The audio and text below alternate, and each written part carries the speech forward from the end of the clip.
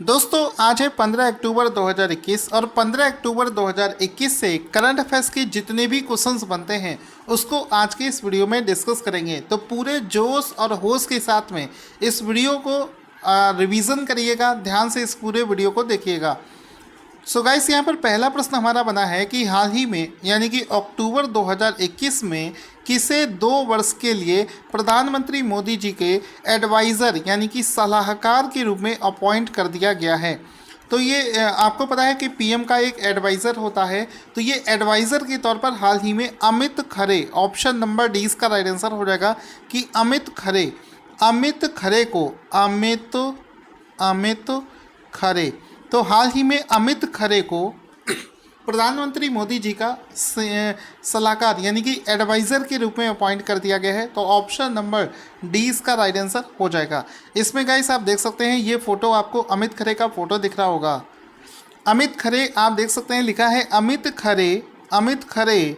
एक बार थोड़ा सा कलर चेंज कर देता हूँ, आपको बहुत अच्छे से दिखेगा। Amit Khare appointed as adviser to the Pradhanmantri Narendra Modi. और ये अमित खरे का आपको फ़ोटो भी दिख रहा है। दोस्तों एक चीज़ आपसे बोलना चाहूँगा कि जब भी कोई चीज़ पढ़ रहे हो तो पूरे एनर्जी और जोश के साथ कॉन्फिडेंस में पढ़ना। इससे क्या होता है, मेमोरी बहुत अच्छे से वर्क करती है, चीज़ें आपको याद हो जाती हैं। कॉन्फिडेंस लूज़ रहेगा तो आपको अपने ऊपर विश्वास नहीं रहेगा और आपको मेमोरी भी आपकी वीक हो जाती है। तो यहाँ पर एक रिलेटेड स्टैटिक फैक्ट इस क्वेश्चन से रिलेटेड आपको एक और जानकारी मिल रही है कि प्रधानमंत्री मोदी जी के इस समय प्रिंसिपल सेक्रेटरी कौन है, प्रधान सचिव कौन है। तो इस समय प्रधानमंत्री मोदी जी के जो प्रिंसिपल सेक्रेटरी हैं उनका नाम है पीके मिश्रा, डॉक्टर पीके मिश्रा। इस समय मोदी जी के प्रिंसिपल सेक्रेटरी हैं यानी कि प्रधान सचिव हैं।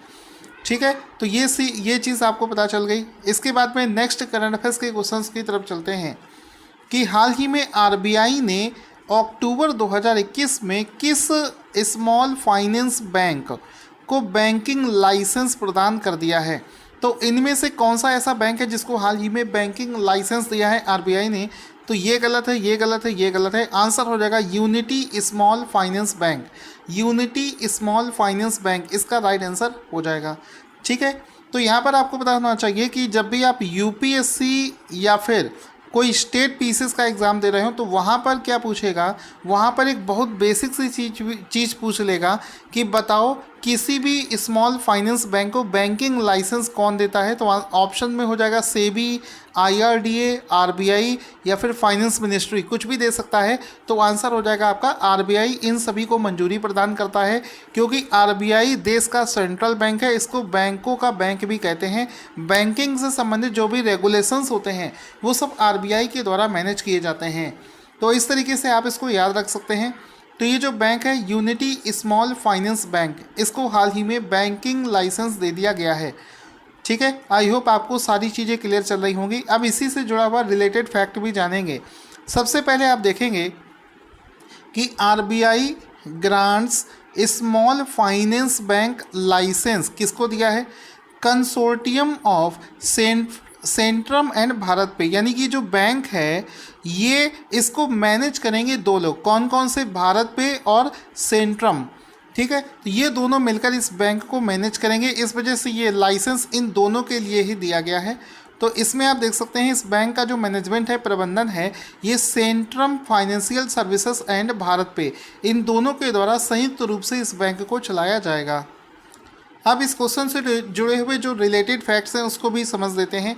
तो इसमें रिलेटेड फैक्ट क्या बनेगा कि जो यूनिटी स्मॉल फाइनेंस बैंक है जिसको हाल ही में लाइसेंस मिला है, इसका मुख्यालय कहाँ पर रहेगा। तो आंसर हो जाएगा इसका मुख्यालय दिल्ली में बनाया जाएगा।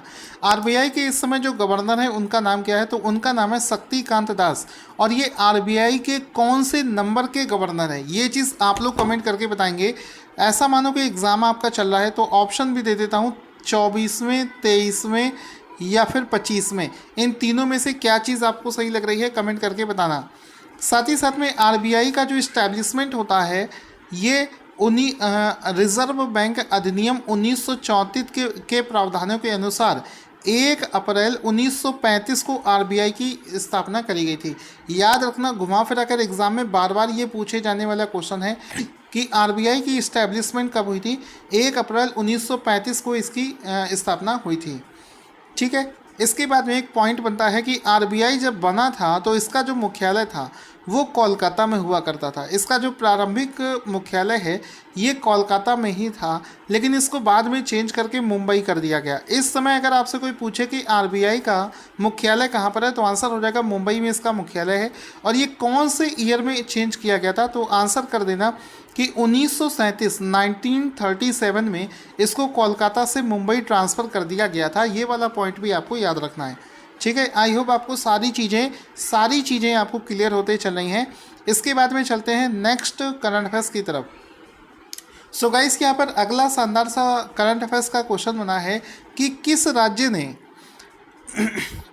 ने अक्टूबर 2021 में सरकारी कर्मचारियों के राजनैतिक चुनाव में हिस्सा लेने पर प्रतिबंध लगा दिया है। ये बिल्कुल सही बात है। कोई भी गवर्नमेंट एम्प्लॉय है वो किसी भी तरीके से राजनीतिक चुनाव में पार्टिसिपेंट्स नहीं होना चाहिए। तो इसमें आंसर हो जाएगा हाल ही में हरियाणा सरकार ने स्ट्रिक्टली इस चीज़ के लिए मना कर दिया है। ऑप्शन नंबर ए इसका राइट आंसर हो जाएगा कि जो हरियाणा गवर्नमेंट है उसने हाल ही में इसके लिए मना कर दिया है। तो ऑप्शन नंबर ए हरियाणा इसका राइट आंसर हो जाएगा। अब इसमें आप देख सकते हैं इस क्वेश्चन से जुड़े हुए जितने भी रिलेटेड स्टैटिक वाले पॉइंट है उसको भी डिस्कस कर लेते हैं। क्योंकि दोस्तों हमने इसमें हरियाणा की बात करी है तो हरियाणा की जो कैपिटल है वो है चंडीगढ़। हरियाणा के राज्यपाल का नाम है बंडारू दत्तात्रेय और वहाँ के सीएम का नाम है यहाँ पर मनोहर लाल खट्टर। ठीक है। इसके अलावा हरियाणा राज्य में जो नेशनल पार्क कौन कौन से हैं तो 2 नेशनल पार्क वहाँ पर हैं। कौन कौन सा? सुल्तानपुर नेशनल पार्क और कलेसर नेशनल पार्क, ये दोनों हरियाणा राज्य में स्थित हैं। वाइल्ड लाइफ सेंचुरी की बात करें तो वाइल्ड लाइफ सेंचुरी कौन कौन सा है? पहला देखो भींडवास वाइल्ड लाइफ सेंचुरी, फिर ठीक उसके बाद में Khaparwas Nahar wildlife sanctuary, ठीक है, Chhilchhila wildlife sanctuary, Saraswati wildlife sanctuary. अब उसके बाद में अब Khol Hi Raitan wildlife sanctuary, Bir Shikargarh, और इसके बाद में आपका आता है Asola Bhatti wildlife sanctuary. नाम थोड़े से डिफिकल्ट हैं लेकिन आप एक बार इसका स्क्रीनशॉट ले सकते हैं या फिर इसकी पीडीएफ को मैं डेली बेसिस पर इस वीडियो के डिस्क्रिप्शन बॉक्स में शेयर कर देता हूं और हमारे टेलीग्राम पर भी इसका पीडीएफ आपको मिल जाएगा, वहां से जाकर आप इसके बारे में पढ़ सकते हैं। तो आई होप आपको ये चीज़ें समझ में आ गई होंगी।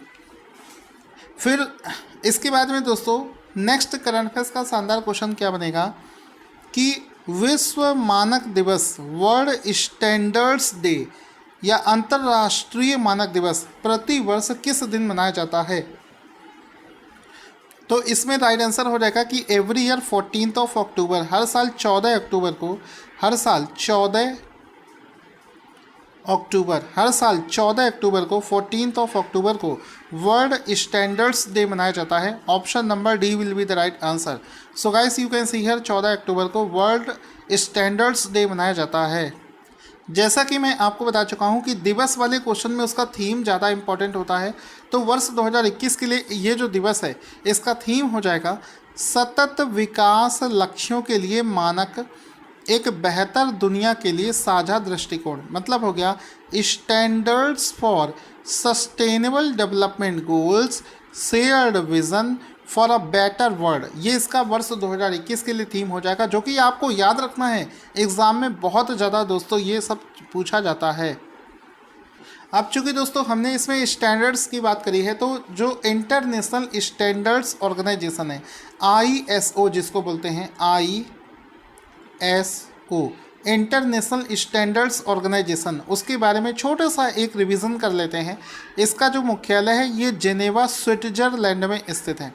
इसकी स्थापना 23 फरवरी 1947 को यूके में करी गई थी और इस समय इसके अध्यक्ष का नाम है उल्रिका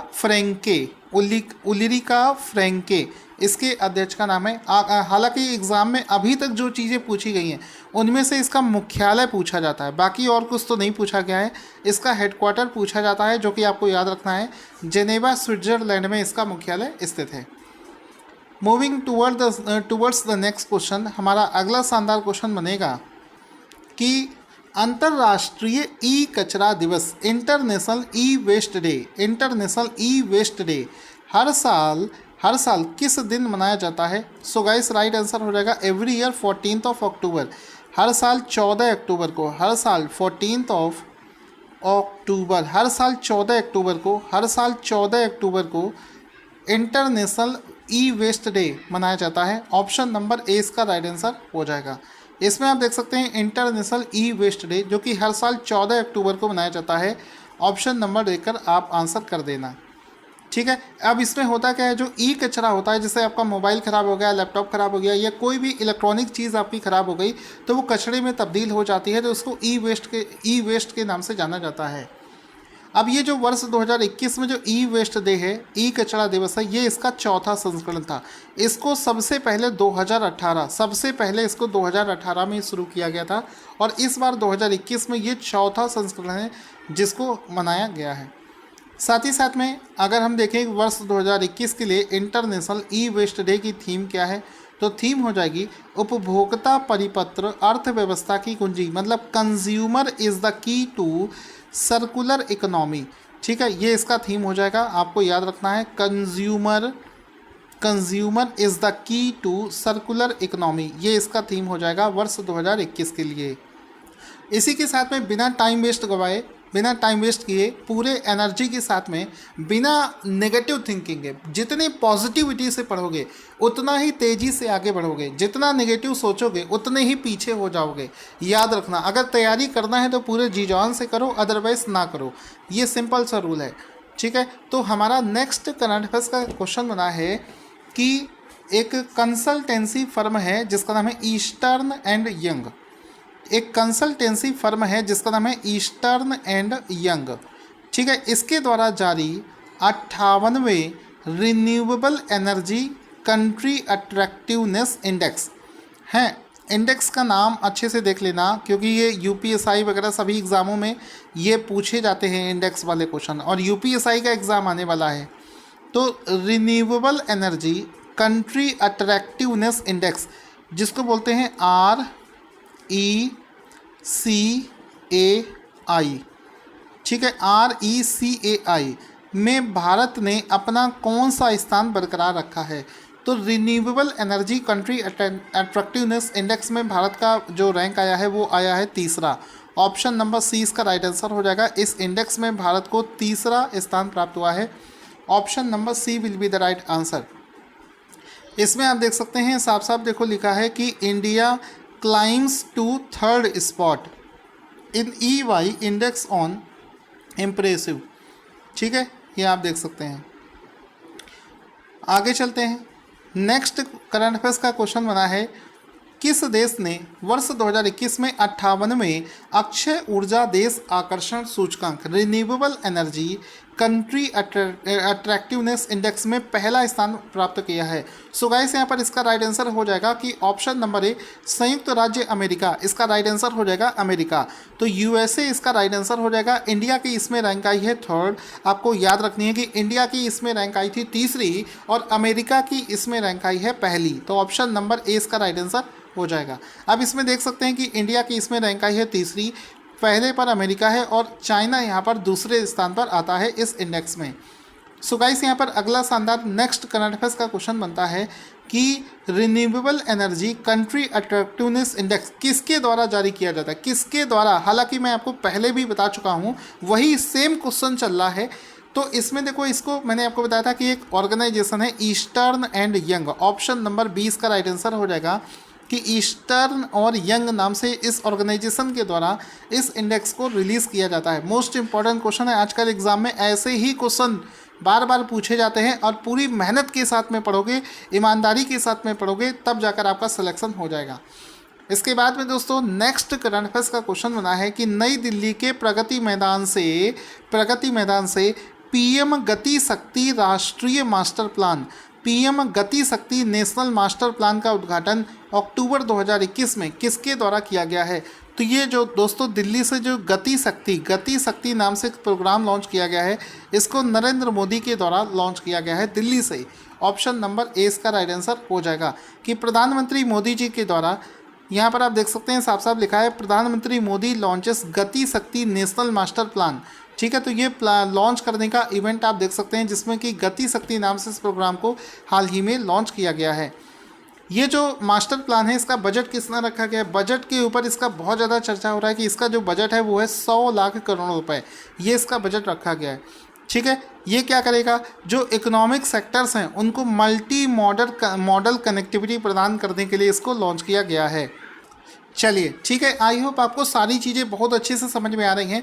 नेक्स्ट करंट अफेयर्स की तरफ चलते हैं कि भारत सरकार ने राज्य के स्वामित्व वाली मतलब स्टेट ओन्ड एक किस कंपनी को महारत्न का दर्जा प्रदान कर दिया है। तो बहुत बड़ी बात है कि एक और महारत्न कंपनी यहाँ पर शामिल कर दी गई है जिसका नाम है PFC यानी कि पावर फाइनेंस कॉरपोरेशन। जितने भी देश के अंदर में पावर प्रोजेक्ट चलते हैं उनको फाइनेंस करने का काम करती है ये कंपनी।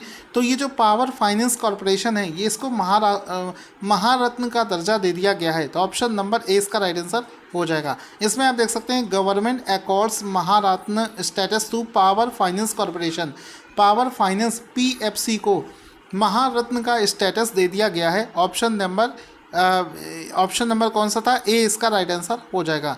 अब ये जो कंपनी है PFC पावर फाइनेंस कॉरपोरेशन, इसका मुख्यालय दिल्ली में है। इसकी स्थापना 16 जुलाई 1986 को करी गई थी। इस समय इसके अध्यक्ष और MD का नाम है रविंदर सिंह ढिल्लन।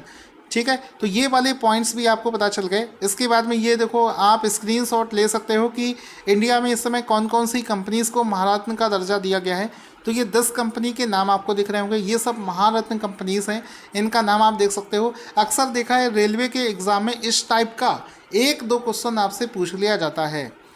ठीक है, इसी के साथ में अब हम लोग करते हैं, आज हमने जितने भी क्वेश्चंस किए हैं उसका पूरा रिवीजन हम लोग करेंगे। सो गाइस, हमने देखो 15 अक्टूबर 2021 के करंट अफेयर्स के जितने भी क्वेश्चंस हैं उसका हम लोग एक बार रिवीजन भी कर लेते हैं, दैट इज़ वेरी इंपॉर्टेंट। पहला है कि प्रधानमंत्री मोदी जी के एडवाइज़र के रूप में कौन अपॉइंट किया गया है। तो कोई खरे करके थे, अमित खरे इसका राइट आंसर हो जाएगा। फिर था कि RBI ने हाल ही में किस स्मॉल फाइनेंस बैंकिंग को बैंकिंग का लाइसेंस दे दिया है। तो यूनिटी स्मॉल फाइनेंस बैंक इसका राइट आंसर हो जाएगा। फिर उसके बाद में क्वेश्चन था किस राज्य ने अक्टूबर में सरकारी कर्मचारियों को चुनाव में पार्टिसिपेट करने पर रोक लगा दी है। तो हरियाणा इसका राइट आंसर हो जाएगा। फिर था कि वर्ल्ड स्टैंडर्ड्स डे हर साल कब मनाया जाता है, 14 अक्टूबर को मनाया जाता है। इंटरनेशनल कचरा डे कब मनाया जाता है, ऑप्शन नंबर देकर टिक कर देना, 14 अक्टूबर को मनाया जाता है। हाल ही में renewable energy country attractiveness index में इंडिया की कौन सी रैंक है, इंडिया की 3री रैंक इसमें आई है। पहले स्थान पर कौन सा देश है, तो पहले स्थान पर अमेरिका देश है। इस रैंक इंडेक्स को जारी कौन करता है, तो ईस्टर्न एंड यंग के द्वारा इस इंडेक्स को रिलीज़ किया जाता है। फिर PM गति शक्ति प्लान को किसने लॉन्च किया है, तो PM ने ही किया है, नरेंद्र मोदी इसका राइट आंसर हो जाएगा। हाल ही में किस कंपनी को महारत्न का स्टेटस मिला है, तो पावर फाइनेंस कॉरपोरेशन PFC इसका राइट आंसर हो जाएगा। दोस्तों, वीडियो आपको कैसा लगा कमेंट करके ज़रूर बताना, और मुझे सपोर्ट करने के लिए इस वीडियो को ज़्यादा से ज़्यादा लाइक और शेयर मिलना चाहिए। आप जितना ज़्यादा प्यार देंगे उतना हमारे लिए अच्छा है। और आज का क्वेश्चन जिसका आंसर आपको देना है स्क्रीन पर आपको दिख रहा है।